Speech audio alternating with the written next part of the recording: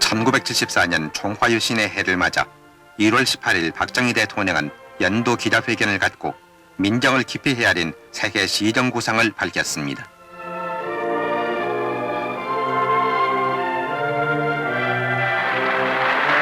박 대통령은 올해 시정 방향은 국민 총화 체제의 다짐, 국력 배양의 알찬 추진, 국가 안보 태세의 확립, 그리고 국민 생활, 특히 서민 생활의 안정에 역점을 두는 것이라고 밝혔습니다.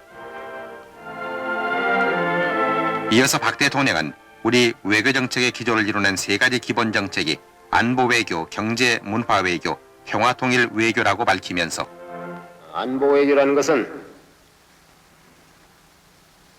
우리나라의 안전 보장과 한반도에 있어서의 평화를 정착시키기 위한 외교적인 노력을 말하는 것입니다. 두 번째, 경제 문화 외교라는 것은 우리나라의 경제 건설을 위한 자원을 확보한다든가 또는 통상 교육을 확대해서 수출을 정대를 하고 이러한 것이 경제 문화 외교라고 볼 수 있습니다. 마지막에 평화 통일 외교라는 것은 우리 민족의 지상 목표인 조국의 평화 통일을 달성하기 위한 우리들의 모든 외교적인 노력, 이것을 말하는 것입니다.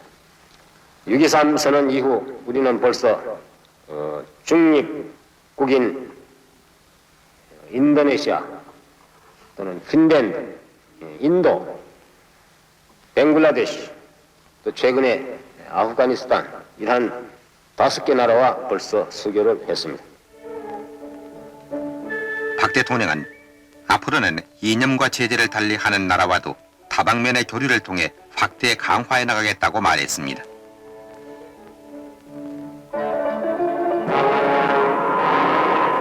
박정희 대통령은 북한의 서해 도발 행위는 휴전 후 처음 있는 일로서 명백한 휴전협정 위반이라고 지적하고 북한이 선전을 일삼아온 소위 평화협정에 대해서는 양두구육격의 속임수라는 것은 삼척동자도 다 아는 일이라고 말하면서 만약에 그들이 진심으로 평화를 원한다면 이 기회에 남북 간의 상호 불가침 협정을 제의한다고 말하고 그 내용을 이렇게 설명했습니다. 하나는 남북이 서로 절대로 무력 침략을 하지 않겠다는 것을 만천하에다가 약속을 하자. 다음에 또 한 가지는 서로 내정 간섭은 절대로 하지 말자.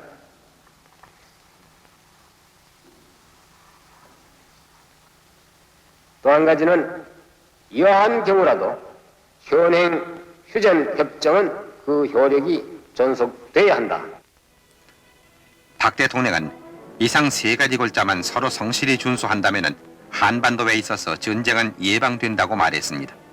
이어서 박 대통령은 최근 중동 분쟁과 이에 따른 석유 파동, 그리고 자원난은 세계적으로 각국에 큰 충격과 파문을 던졌다고 지적했습니다.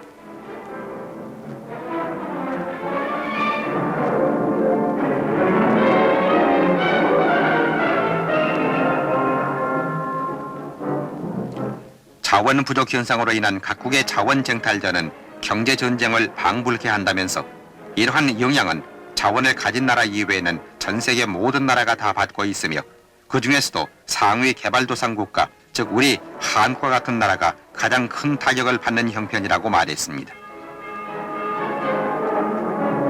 이에 대해서 박 대통령은 개발도상 국가라는 것은 특히 상위권, 좀 더 앞서 있는 이런 개발도상 국가는 원료와 원자재를 들여와서 기술을 개발해가지고 이것을 수출을 하고 지금 막 고도성장을 하려고 고도성장이라는 사닥다리를 놓고 지금 한참 올라가고 있는데 중간에 이걸 흔들러 버렸다. 그러니까 이 상위 개발도상국가에 있는 이런 나라가 가장 타격이 크다. 오히려 선진국가는 그 사닥다리 벌써 다 올라가 버렸으니까 큰 피해가 없고 아주 뒤떨어진 이런 저개발국가는 아직까지 사닥다리를 올라가려고 지금 시작도 안 했으니까 그것도 영향이 없는데 한참 열심히 올라가고 있는 이런 나라가 가장 그 타격이 크다. 이렇게 외신 보도를 인용한 박 대통령은 당면한 문제 중에 에너지난을 극복하기 위해 기름에 대한 의존도를 최대한으로 줄이고 기름을 쓰더라도 적게 쓰는 방법을 연구 개발하고 있다고 밝혔습니다. 또한 우리나라 동해안에 많은 저질 석탄을 이용해서 발전 시설을 확장하며 이와 같은 석탄을 포함해서 국내 자원을 최대한으로 앞당겨서 개발해야겠다고 강조했습니다.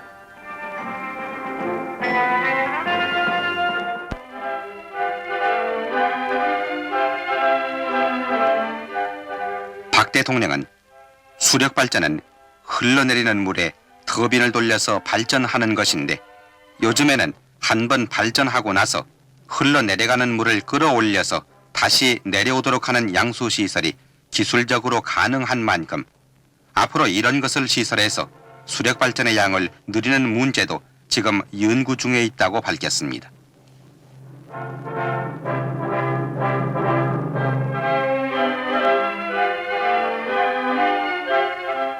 박 대통령은 또 제3의 불이라고 하는 원자력 발전도 계획을 앞당겨서 건설할 것이라고 밝혔습니다. 이어서 박 대통령은 지금 우리가 겪고 있는 여러 가지 어려움과 경제적 시련 등에 언급하면서 한국 경제를 하나의 바다우를 지금 항해를 하고 있는 배에다가 비유를 한다면 한국 경제라는 배가 하나 지금 바다우를 지금 항해를 하고 있다. 지금까지는 파도도 없고 비교적 바다가 잔잔하고 해서 빠른 속도로 지금까지 항해를 하고 있었는데 이제 앞에서 풍랑이 불어오기 시작했다. 그러니까 배가 지금 흔들리기 시작했습니다. 그 풍랑 뒤에는 그보다도 더 훨씬 더 큰 지금 태풍이 불고 오고 있다. 그러면 우리 앞으로 불어오는 이 태풍을 어떻게 잘 피하고 이 배의 큰 동요를 오지 않도록 막고 빨리 안전한 바다로 우리가 피해 나갈 수 있느냐 하는 문제를 우리는 생각을 해야 될 것이고 이에 대한 대책을 세워야 될 것입니다. 이런 경우에 그 선장 이하 전 승무원, 승객들은 일치 단결을 해서 이 태풍에 대한 긴급 대책을 세워야 할 겁니다. 이것이 소위 이번에 14일 날 나간 긴급 조치다. 그런데 이런 그 태풍에 대한 긴급 조치를 할 때 여러 가지 할 일이 있겠습니다만 그럼 앞으로 아무리 태풍을 피하더라도 완전히 피할 수는 없고 상당한 그런 이제 그 피해를 입고 동요가 올 것은 뻔한데 이럴 경우에 가장 우리가 여기에 대해서 관심을 쏟아야 할 일이 뭐겠느냐. 그 배후에는 신체가 건강한 그런 남자들도 타고 있고 또 여자도 타고 있고 어린 아이들도 타고 있고 노인도 있고 또 뱃머리를 앓고 있는 환자도 있을 겁니다. 앞으로 이러한 그 국제 인플레, 국제 경제 파동이 우리나라에 불어닥치면 이건 물론 모든 사람이 여기에 대한 영향은 적고 작고 간에 당해야 될 겁니다. 그러나 가장 큰 피해를 입거나 이걸 입고 견디기가 힘든 사람이 바로 서민층에 속하는 우리 국민들이다. 박 대통령은 지난번 1.14 대통령 긴급조치가 바로 국민생활, 특히 저소득층에 속하는 국민들의 생활 안정에 가장 중점을 둔 것이라고 강조했는데 저소득층의 세금 부담을 덜어준 것 등을 예로 들 수 있습니다. 또한 경제발전 과정에 있어서 가장 중요한 것은 원만한 노사협조라고 지적하면서 노사라는 것은 나는 언제든지 흘러가는 수레의 양 바퀴와 같다고 이렇게 생각을 합니다. 한쪽 바퀴는 기업인이요, 한쪽은 종업원이다. 이 둘이 서로 협조를 하고 공존 의식을 가져야 되겠다. 노사 공존 이 정신이 난 중요하다고 생각합니다. 기업은 사회 공기요, 국가 기업을 위탁받고 있다는 그러한 그 관념을 잊어서는 안 됩니다.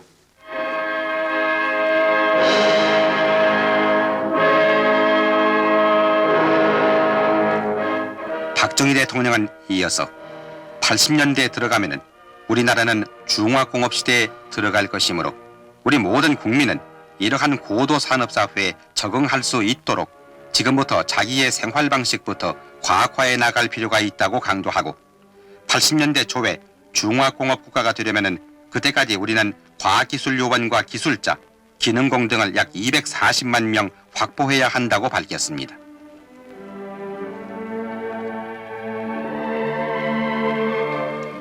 박 대통령은 또 산학교육에 대해 공과계 학교를 나온 졸업생들을 중화공업 시대에 필요한 과학기술 요원의 수요에 맞도록 적절히 조절하고 계열화, 재계화해서 공학자의 길과 기술자의 길을 각자 개척할 수 있게 해야 할 것이라고 말했습니다.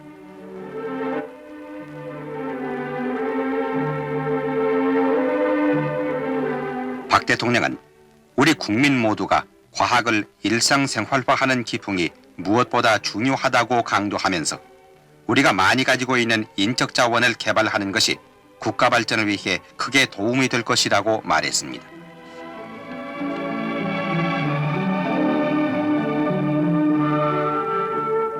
또한 박 대통령은 새마을 운동에 관해 언급하면서 과거의 우리 농촌을 이렇게 회고했습니다. 여름에는 나가서 열심히 일하는데 추수가 끝나면 겨울에는 모두 들어앉아서 노름이나 하거나 무슨 술이나 받아다가 무슨 그 술추념이나 하거나 하는 이러한 그 일년을. 그러나 새마을 운동이 전개되면서 우리 농민들의 의식 구조와 생활 철학이 많이 달라졌다고 말한 박 대통령은 비록 그 농민들이 해놓은 그 결과는 가난한 농민이고 힘이 없는 농민들이기 때문에 해놓은 그 자체는 비록 적을지 모르겠습니다. 뭐 농로 한 1kg, 2kg.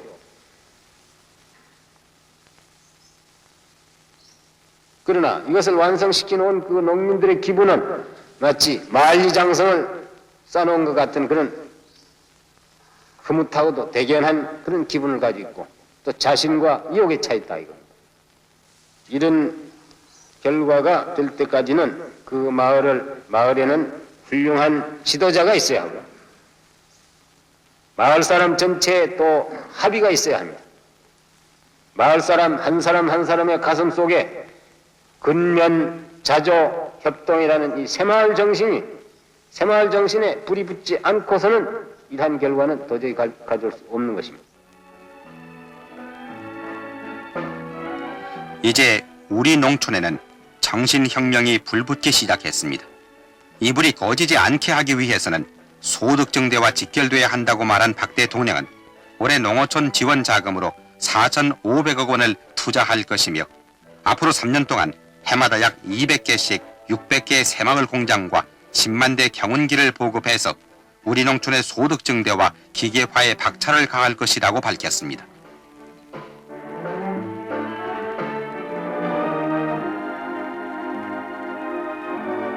끝으로 학원 문제에 언급한 박정희 대통령은 데모만 하면은 모든 것이 다 해결되는 것으로 착각하고 있는 일부 학생들에게 주의를 환기시키면서 우리 학원에 대해서는 국적 있는 교육을 통해 민족사관에 투철한 한국 사람을 양성하는 것이 중요하다고 강조했습니다. 학생들은 내일의 이 나라의 주인공이지 오늘의 주인공은 아니다 이겁니다. 오늘의 주인공은 뭐니 해도 우리 기성세대들이 오늘의 주인공이다.